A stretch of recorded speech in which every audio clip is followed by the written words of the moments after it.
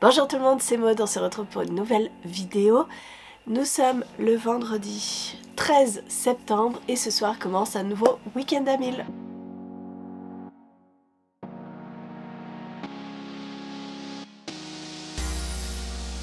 Je tenais à m'excuser pour l'absence de vidéo de jeudi dernier. Comme vous pouvez l'entendre à ma voix, je suis malade, mais en fait, donc mercredi, là on est vendredi.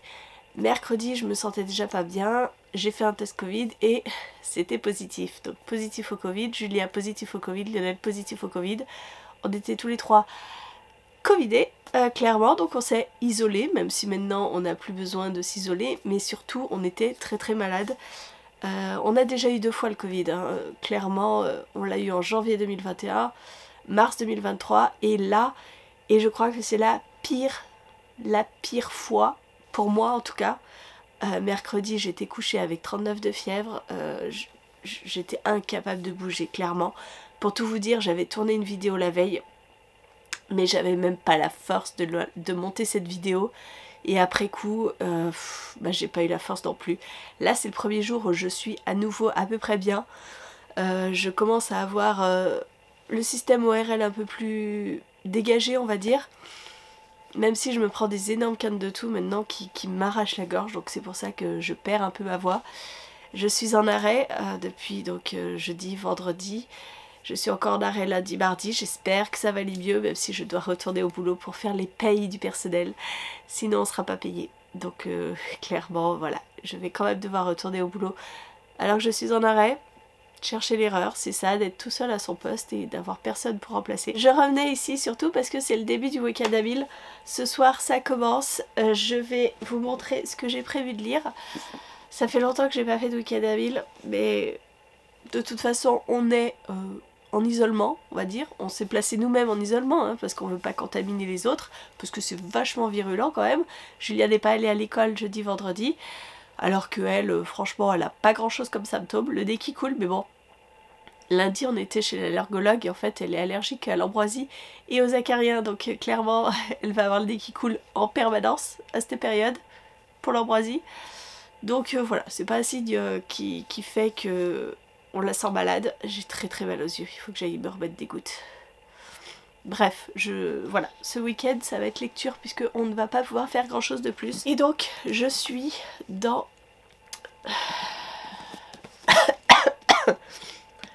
les Chroniques de Castellane, le Thomas le Parlam de Cassandra Clare chez De Saxus. Je l'ai quasiment terminé. L'avantage d'être à la maison, mais clairement en étant malade, je n'arrivais pas à focaliser mon attention sur la lecture. C'est pas là où j'ai avancé le plus, hein, clairement. C'est que depuis hier où ça va un petit peu mieux. Il me reste, je suis page 602, il me reste... oh, il doit bien faire 700 pages ce beau bébé.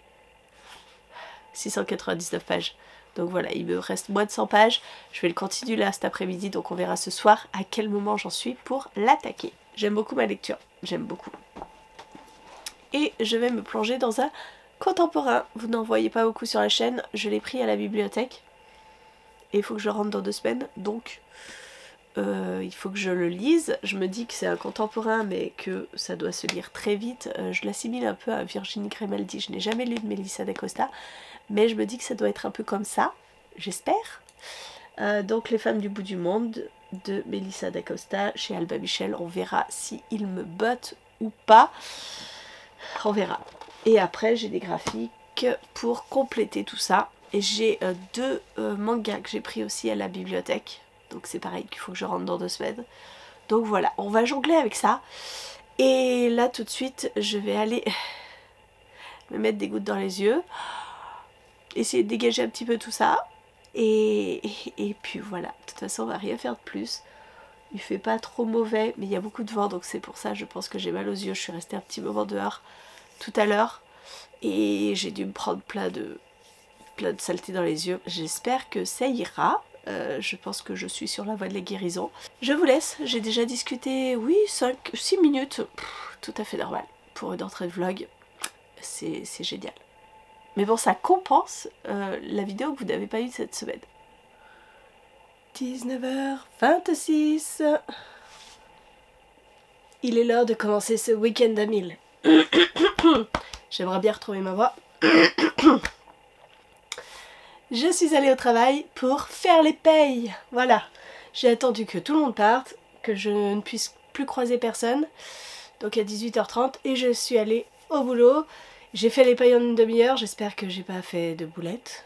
Mais bon, à part mon arrêt maladie avec mon jour de carence, tous les autres, il n'y avait rien de particulier. Donc j'espère que ce sera bon. Donc je vais commencer le week-end à 1000 en finissant cette petite bricasse. Je suis à la page 608. Si je le termine, ça me rajoutera 92 pages ou 91 pages. Et j'ai hâte de voir la fin de ce tome 1 parce que j'aime beaucoup. Je me suis bien attachée au personnage et on va voir.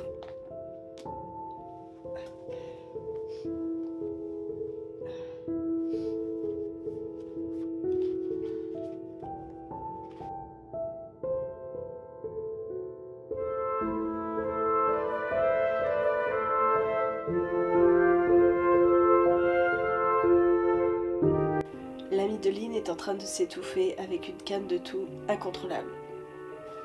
Est-ce que j'ai l'impression de vivre la même chose en ce moment? Oui, c'est un signe. «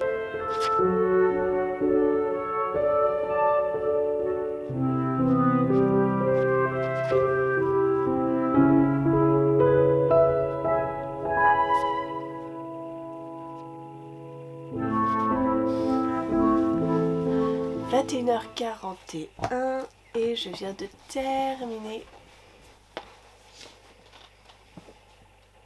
les chroniques de Castellane.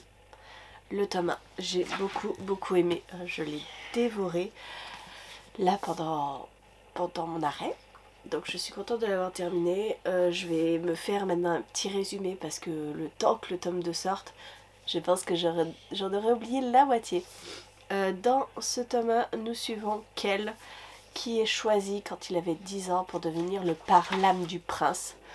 Le prince qui s'appelle Connor Aurélien. Son père gouverne Castellane.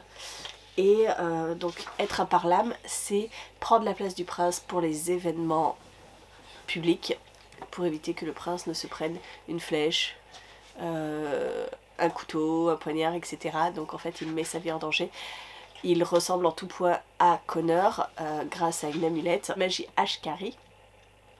Et d'un autre côté nous suivons Lynn qui fait partie des Ashkar, une communauté isolée qui possède encore de la magie alors que depuis la fragmentation la magie a disparu.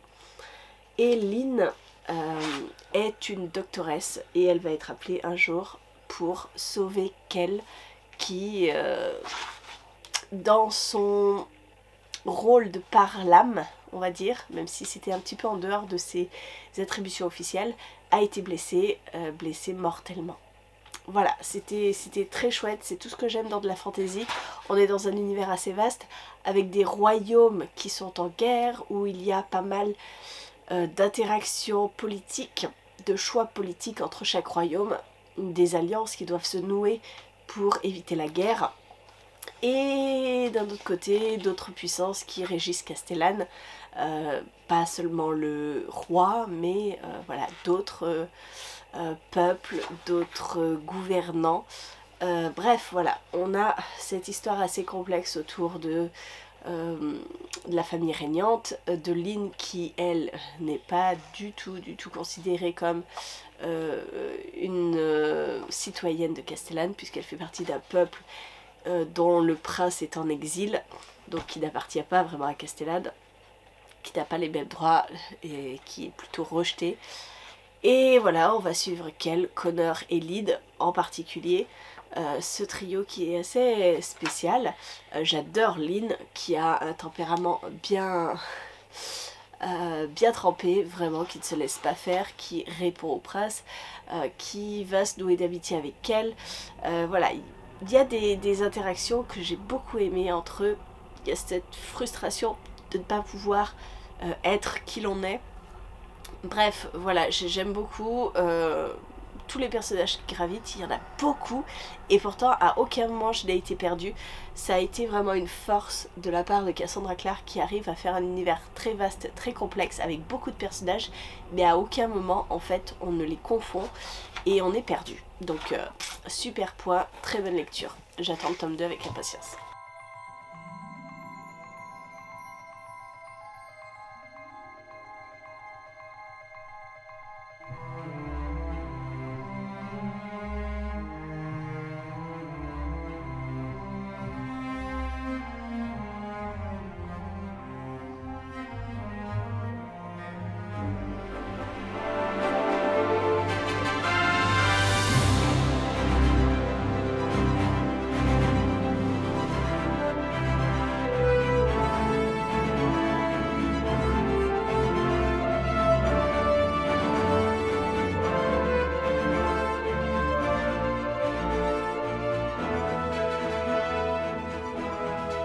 Bonjour, nous sommes samedi 14 septembre, il est 10h17 et je reviens vous parler de ce que j'ai lu hier soir. Donc j'ai terminé les chroniques de Castellane, ça je vous l'avais dit, et en fait je suis partie sur un autre roman, un court roman d'Amélie Nothomb, Les Aérostats. Je ne sais même pas pourquoi ce titre d'ailleurs, parce que je l'ai fini. Il est tout court, hein. Il fait 175 pages et je me suis lancée là-dedans. Il était dans une boîte à livres de la bibliothèque. Ça fait très longtemps que je n'avais pas lu d'Amélie Nothomb. Le dernier, ça devait être Stupeur et Tremblement, il y a très très longtemps. Mon préféré de l'autrice, c'est Acide sulfurique, que j'avais beaucoup aimé. Et voilà, je me suis lancée là-dedans parce que clairement, c'est très très très aéré. C'est principalement que des dialogues, donc ça se lit extrêmement vite. Et en fait, hier soir, j'avais déjà bouffé 123 pages. Donc hier soir, à minuit, j'étais à 200... J'ai mon petit carnet où je note tout. 216 pages. Donc j'attaque très bien ce week-end à 1000. Ce matin, je l'ai terminé, donc 52 pages en plus. Donc on est à 268 pages. Et qu'est-ce que j'ai pensé de ce livre? C'est toujours très particulier une lecture de Amélie Nothomb. Je trouve les dialogues pas très réalistes à chaque fois. On est avec une jeune femme de 19 ans qui va donner des cours particuliers à un gamin de 16 ans, un ado de 16 ans. Et dans leur rapport, c'est très bizarre. Enfin, les gens ne se parlent pas comme ça. Je trouve que dans la vraie vie, on ne se parle pas comme ça, d'une manière très soutenue. Oui, on est dans un milieu privilégié, mais ça paraît pas crédible. Mais bon, j'ai un peu l'habitude de voir ça toujours avec Amélie Nothomb. Et on va parler de cet ado qui est dyslexique, et donc cette jeune femme va essayer de guérir sa dyslexie. En une leçon, elle y arrive, elle lui fait lire un livre. Dans un sens, c'était sympa parce qu'on parle de littérature, on nous sort plein de grands classiques. Voilà, ils vont débattre sur l'Iliade, Le Rouge et le Noir, sur La Princesse de Clèves. Voilà, des grands classiques de la littérature. Ça m'a donné envie de relire des classiques, même si je n'aime pas du tout les classiques. Mais voilà, je vous dis, il y a toujours... C'est toujours très étrange. Toujours très étrange, on a des histoires un peu en parallèle. L'histoire de cette jeune femme qui fait des études, qui n'a pas forcément une vie très passionnante, elle est très solitaire et qui va, alors pas s'amouracher de son professeur, mais c'est le professeur qui va lui dire texto, bah je suis amoureux de vous. Ok, donc c'est un homme de 50 ans, elle va avoir une liaison avec lui. Et de l'autre côté, il y a cet ado de 16 ans qui lui dit aussi, je suis amoureux de vous. Et elle, bah, voilà, elle sort avec le vieux, mais elle ne l'aime pas. Le jeune l'attire, mais elle ne l'aime pas. Enfin, je sais pas, c'est très, très étrange les relations entre les personnes dans les livres d'Amélie Nothomb. Je me suis juste noté cette phrase. Donnez-vous les moyens d'arriver à quelque chose, ayez une vie avant la mort, bougez-vous. Parce que l'ado est très renfermé sur lui-même, il ne trouve pas qu'il y ait de raison de vivre, ses parents sont inintéressants à souhait, sa mère fait des collections de bibelots sur internet, hein. Elle collectionne mais elle ne les a pas en vrai, elle les regarde sur un écran et elle est subjuguée. Son père, je crois qu'il est dans la bourse, enfin bon, rien de passionnant du tout. Et le gamin, bah lui, il n'a jamais vécu, il ne fait rien de sa vie, il ne fait rien, donc voilà, il a des questionnements là-dessus. Bref, ça s'est lu vite, mais comme d'habitude avec les livres d'Amélie Nothomb, je ne sais pas quoi en penser. Je tire pas grand enseignement de cette lecture, mais bon, voilà, ça a eu au moins le mérite de se lire vite. Donc là, on a fait les devoirs ce matin avec Julia, et puis je vais me mettre là-dedans. Alors j'espère que ça se lira vite aussi, quoique j'ai quelques doutes quand même, parce que c'est quand même beaucoup moins aéré. L'avantage d'Amélie Nothomb, c'est que les chapitres sont très très courts, ça va à toute vitesse. Là, un peu moins, et il fait... il est pas très gros encore, 379 pages. Donc je vais voir. Je veux voir. Et puis si je le sens pas, je passerai sur autre chose.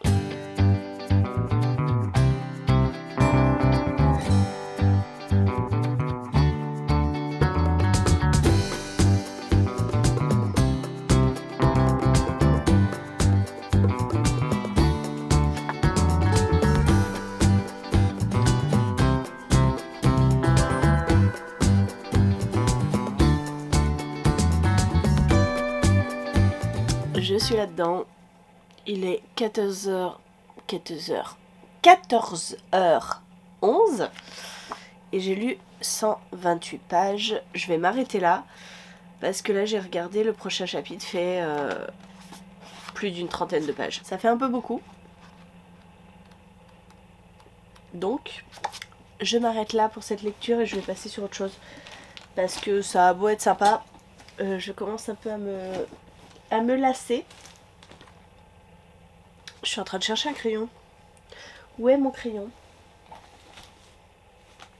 Là. Donc, les femmes du bout du monde. Les femmes du bout du monde. J'ai dit combien?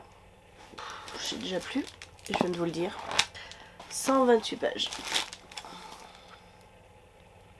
Je suis à 400 pages. On tient le bon bout. Je vais regarder ce que je peux lire maintenant. Je pense que je vais passer sur un manga.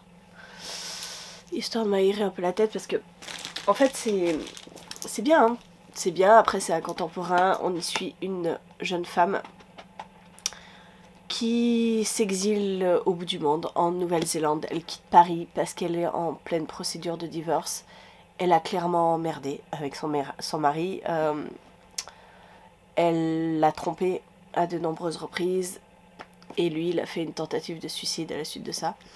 Donc voilà, elle quitte tout pour ne pas avoir à subir les conséquences, on va dire.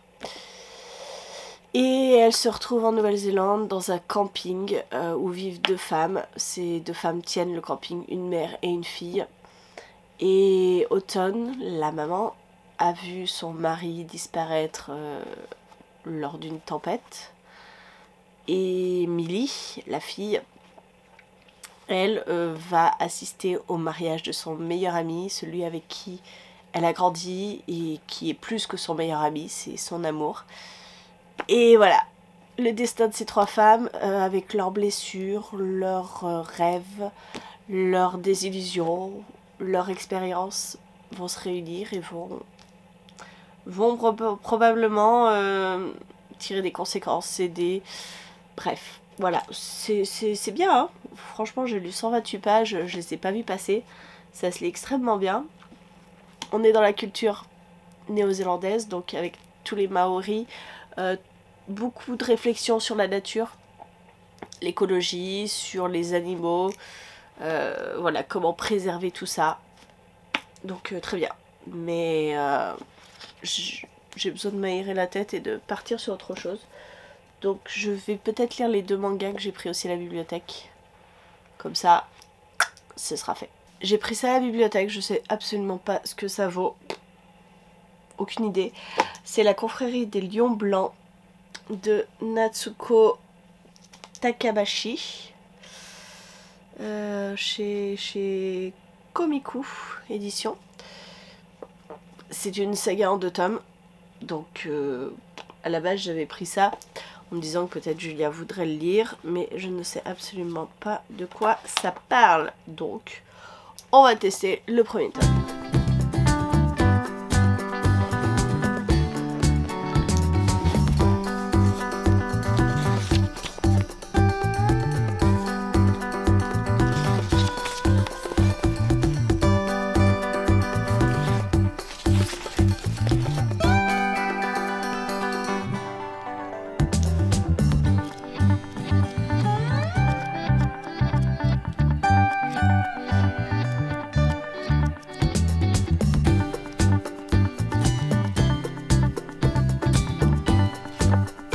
Je viens de lire le premier tome de La confrérie des lions blancs et c'est pas passionnant.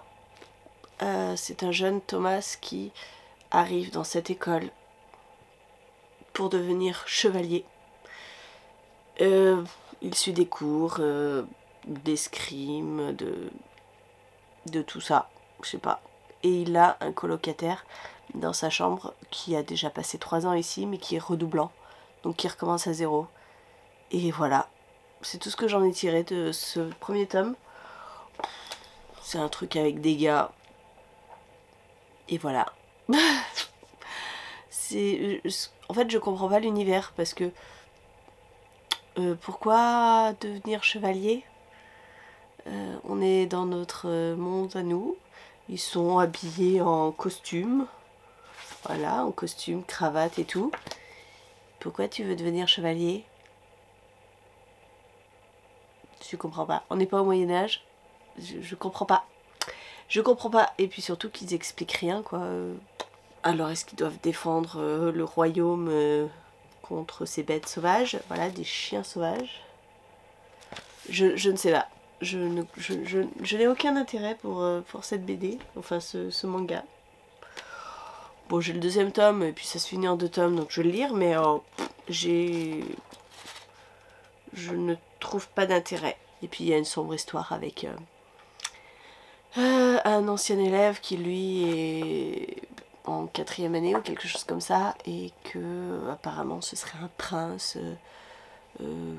qui avait été pris en otage, je sais pas. Enfin, il y a plein d'infos parsemées, mais dont je ne comprends pas du tout l'intérêt. Mais bon. Il fait 175 pages, donc voilà, j'ai lu 175 pages en quoi? En même pas une demi-heure. Donc écoutez, ça fait le job.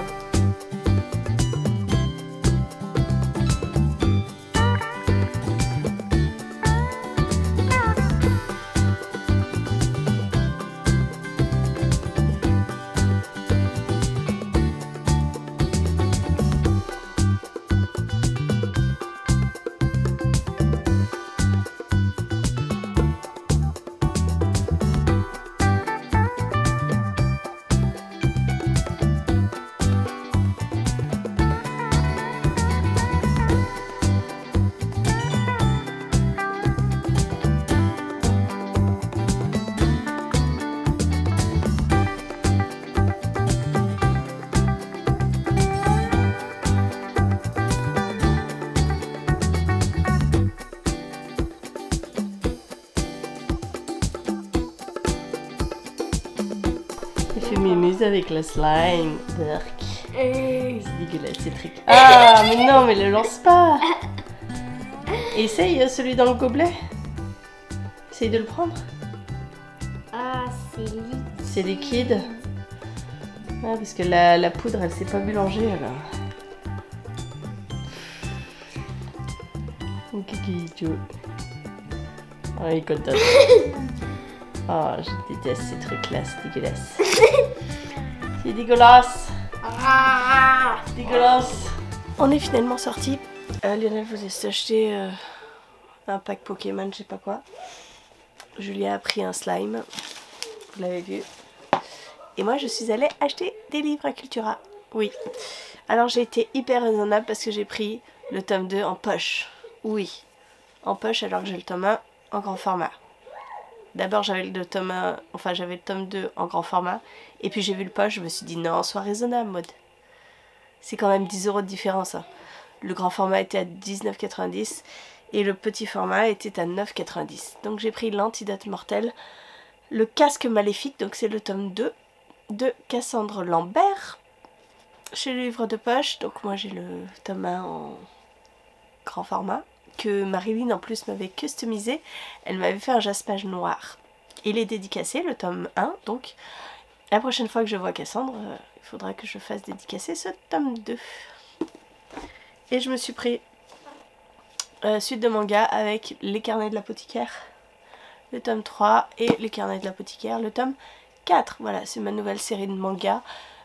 J'ai fait... J'en ai pas énormément des mangas. J'ai The Promised Neverland que j'ai intégralement.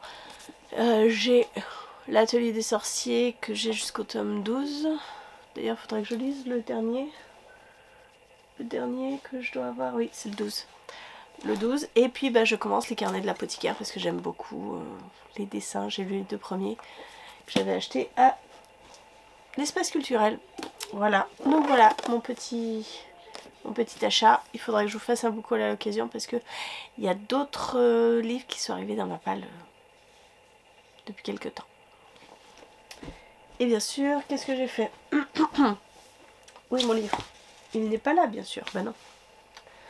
Comment vous parler d'un livre s'il n'est pas là? J'ai continué à lire Les femmes du bout du monde. Je suis arrivée à la page 168, quelque chose comme ça. Donc j'ai lu peut-être 40 pages de plus que la dernière fois que je vous ai pris. Donc voilà, j'ai pas repris la confrérie des chevaliers blancs. Des chevaliers, non. La confrérie des lions blancs. Je sais pas, le tome 1 m'a pas particulièrement plu, donc je sais pas si je vais le lire là aujourd'hui ou pas. C'est dommage, ça se finit en 2 tomes, donc c'est dommage de pas finir, mais bon. Je vais voir. Bonjour, nous sommes le dimanche 15 septembre, il est 10h12 et je vous reprends pour vous faire part de ma progression. Hier soir, j'ai pris mon courage à deux mains et j'ai lu La confrérie des loups blancs. Toujours pas, hein. C'est pas les chevaliers blancs, c'est pas les loups, c'est les lions. La confrérie des lions blancs, le tome 2, qui ma foi était mieux que le tome 1. 3 ans se passent entre les 2 tomes. Et donc Thomas est dans sa 3e année à cette école pour devenir chevalier blanc. Pas mal de choses se sont passées. Son mentor, celui qui l'aidait, et finalement a abandonné l'idée de devenir chevalier blanc. Il ne s'est pas présenté alors qu'il était favori. Mais bon, c'est ce que je vous expliquais, comme c'était un prince d'une contrée, d'un autre royaume, normalement il ne pouvait pas postuler, bref. Voilà, et donc on continue à suivre Thomas, et voilà. Bon, c'était pas si mal. Ça m'a pas transcendé, mais bon, ça aura eu le mérite de me faire gagner des pages. Entre ces deux-là, hier j'ai lu, je crois que celui-là faisait 169 pages, l'autre 175, donc ça m'a rapporté pas mal de pages. Tout ça pour dire que hier soir, quand je me suis couchée, le samedi, j'avais lu 600 pages. La veille, j'avais lu 216 pages, donc je suis à 816 pages. Voilà. Donc ça se passe plutôt pas mal, sachant que voilà, j'ai utilisé un peu les jokers manga. Donc là, j'attaque un nouveau jour, dimanche. Hop, sur mon petit carnet. Et j'ai continué de lire Les femmes du bout du monde ce matin. J'étais à la page 204 et je suis à présent page 242. Donc j'ai lu un peu moins de 40 pages. Je vais continuer ça ce matin. Et il fait beau. Il y a du soleil. Il fait pas chaud. Je crois qu'il fait 12 degrés. Mais on va enfin pouvoir débâcher la piscine et puis nettoyer le filtre, etc. Faire un petit peu les trucs d'usage. Et je pense que la piscine doit être très froide. L'eau. On l'a pas débâchée depuis une semaine. La dernière fois qu'on a fait le nettoyage. Donc ça y est. C'est l'automne qui arrive. J'aime pas l'automne.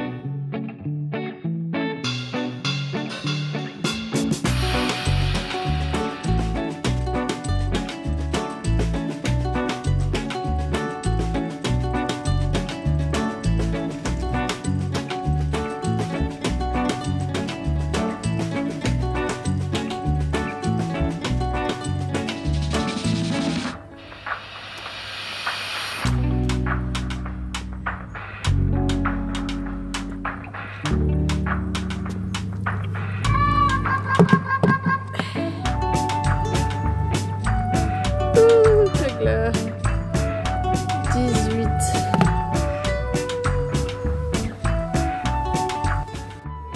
Le slime. C'est bon, j'ai fait une photo. Tu veux faire quoi? Tu veux les crabouiller? Oui, je l'ai crabouillé. Allez, vas-y. 3, 2. Ah, c'est trop bien. Ça va faire du violet, du rose et du bleu. Ils se mélangent pas? Non. Non?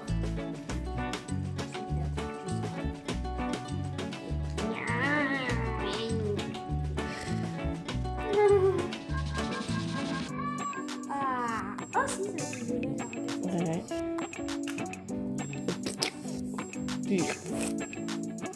J'en ai un autre.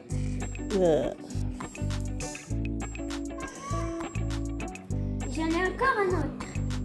Et puis t'en as encore un autre que j'ai remis dans le Et sac. puis j'en ai encore un autre.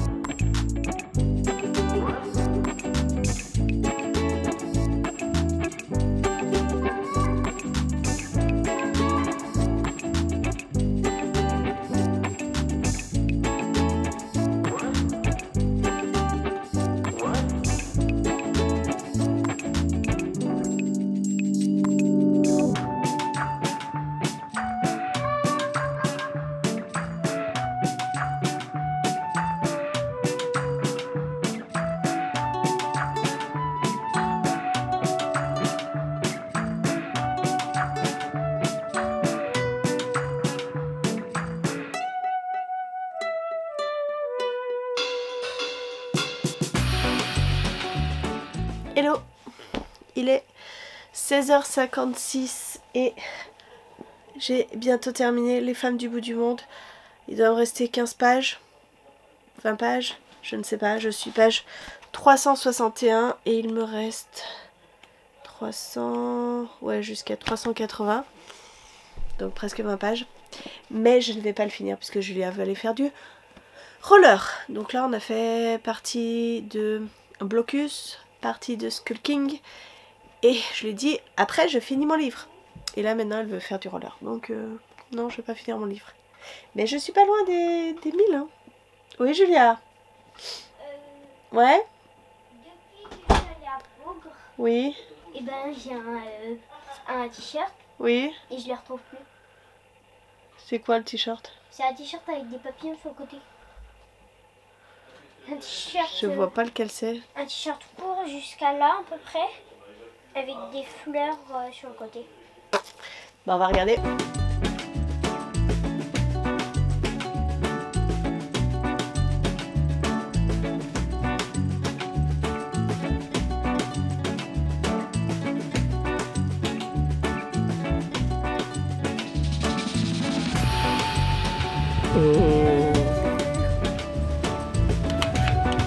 Essaye de... C'est pas doué.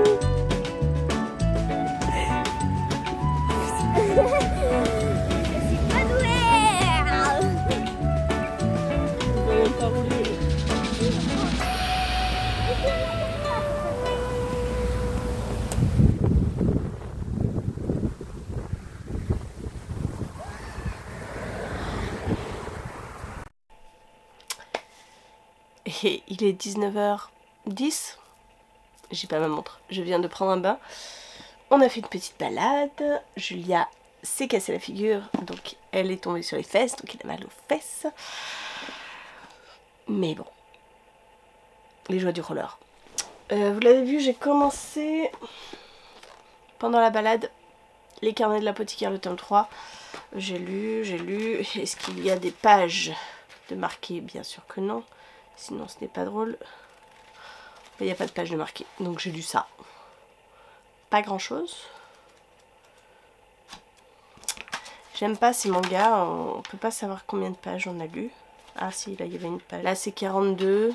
J'ai dû lire trentaine de pages. Je les compte pas pour l'instant. Mais surtout, j'ai terminé Les femmes du bout du monde, là dans le bain. Donc je suis arrivée à la page 379. Je reprends mon petit carnet. J'étais page 204. 379. 991 pages plus les quelques pages, donc je suis arrivée à 1000. Ça y est, j'ai atteint les 1000.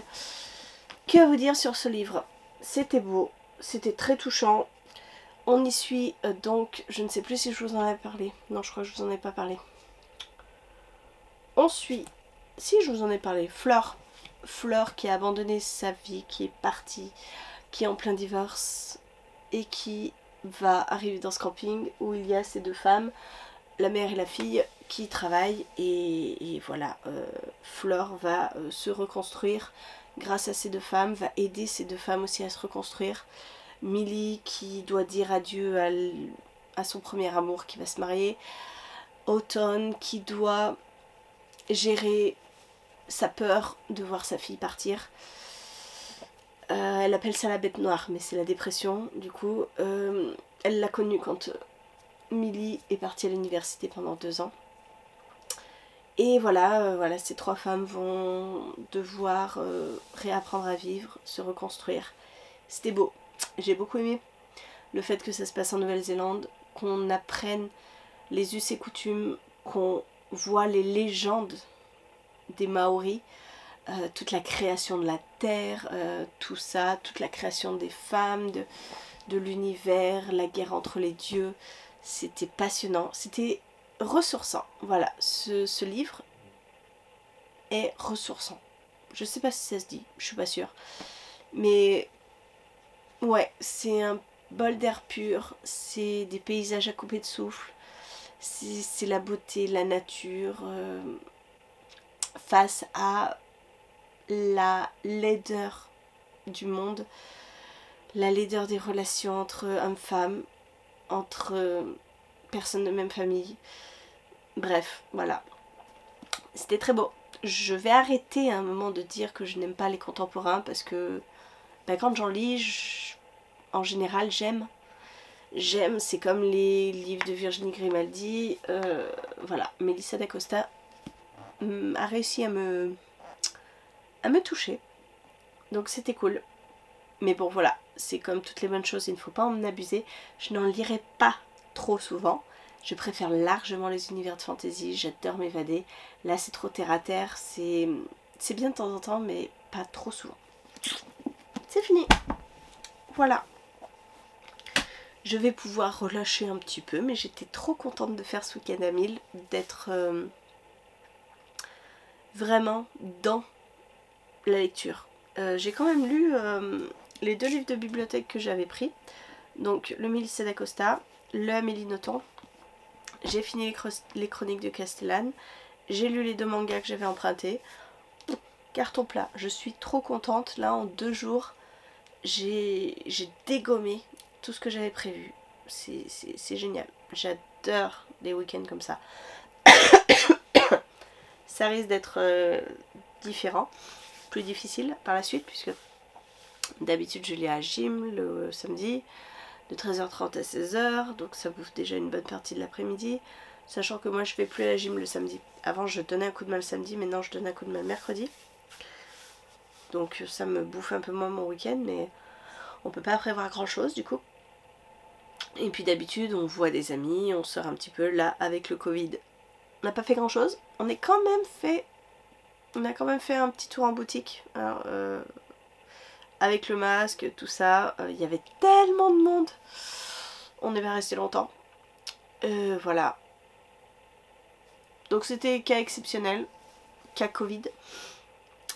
J'espère que ça va pas se reproduire trop souvent parce que là ça va mieux. Mais alors je vous assure que depuis mercredi j'étais au bout de ma vie. Je tousse encore un petit peu mais j'ai pris moins de cannes de tout aujourd'hui. Donc j'espère que ça va passer. J'aimerais aussi retrouver mon odorat. Ça pourrait servir. Parce que depuis mercredi soir je n'ai plus rien. Je me rends compte à quel point l'odorat est quand même très important. Je passe mon temps à sentir les choses et à chaque fois je me dis ah ça sent rien. Et après je me dis c'est normal, je n'ai plus d'odorat. Donc ça ne veut pas dire que ça ne sent rien. L'avantage c'est que quand j'ouvre mon frigo je ne sens pas le fromage qu'il y a dedans. Bon, ça c'est cool. Julia elle dit ah mais ça pue. Je fais oui je viens d'ouvrir le frigo. Et moi je le sens pas.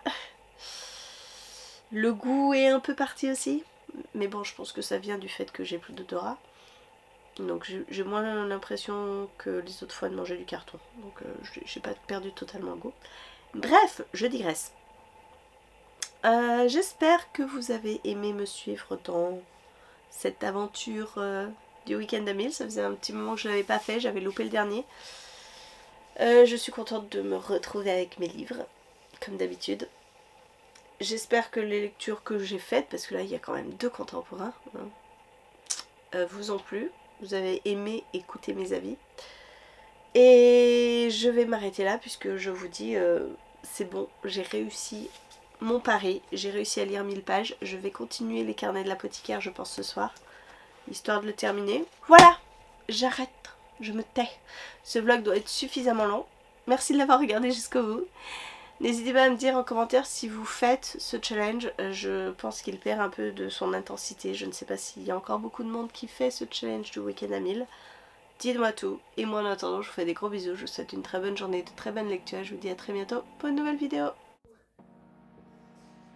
Abracadabri, abracadabro, Julien disparaîtra.